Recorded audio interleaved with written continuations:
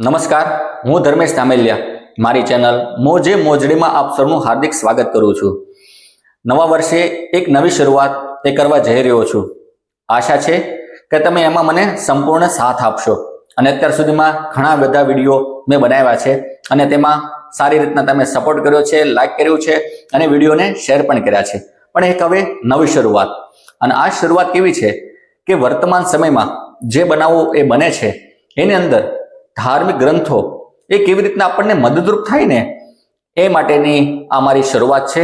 તો આશા છે કે તમે આમાં મને ખૂબ સારો સપોર્ટ કરશો। હવે તમે અહીંયા એક સેન્ટેન્સ વાંચો, એમાં એવું લખ્યું છે, એક પેપરનું કટિંગ છે જેમાં લખ્યું છે કે પત્ની ગુમ થઈ જતા પતિનો આપઘાતનો પ્રયાસ।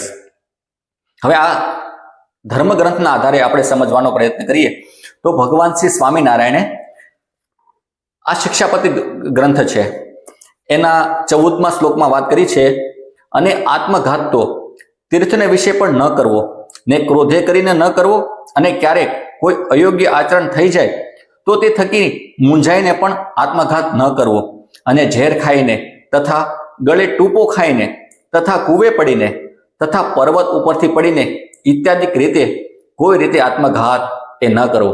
ભગવાન સ્વામિનારાયણે આ શિક્ષાપત્રીમાં એ લખ્યું છે, અને આપણા બધા માટે આ શ્લોક કામનો છે કે આપણી સાથે ગમે તે થાય કોઈ પણ રીતના આપણે આપઘાત તો એ ન જ કરવો જોઈએ।